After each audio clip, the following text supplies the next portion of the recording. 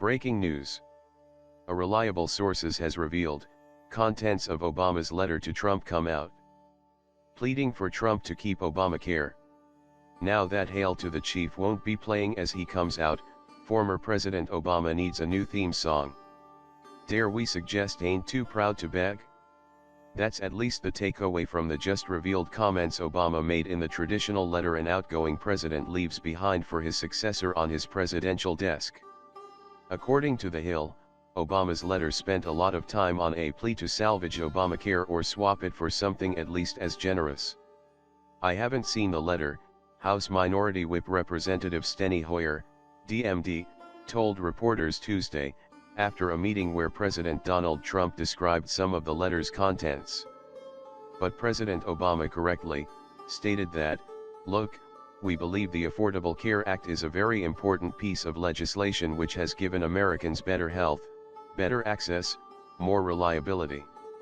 And if you have a bill that improves upon all this, well, you know, maybe I could support it."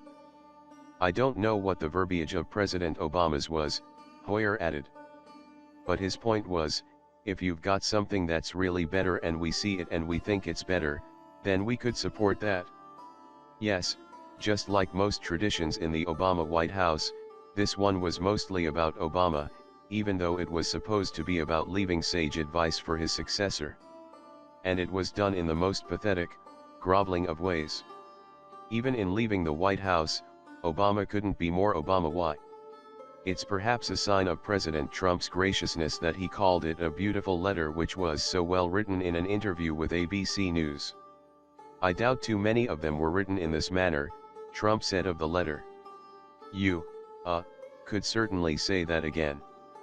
As for the contents, Trump would merely say that, it was long. It was complex. It was thoughtful. And it took time to do it, and I appreciated it and I called him and thanked him.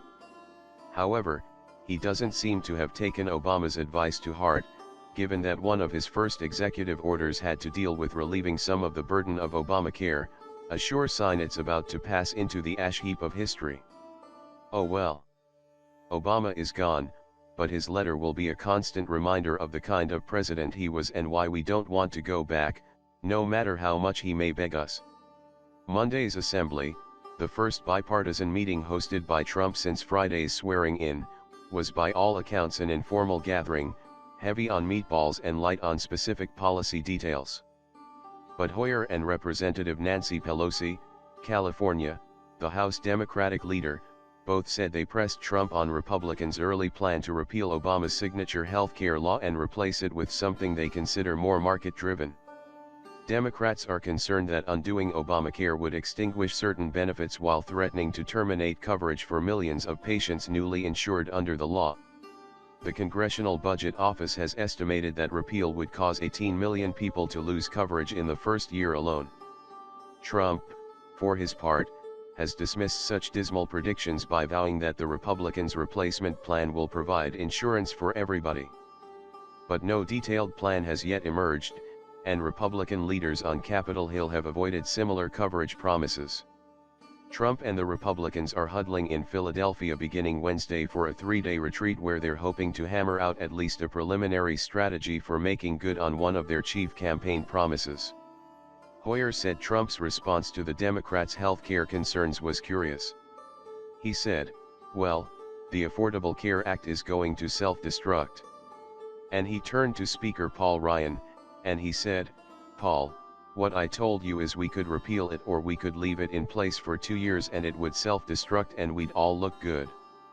But that wouldn't be a good thing to do and, we need to replace it now." Hoyer said, relating Trump's words.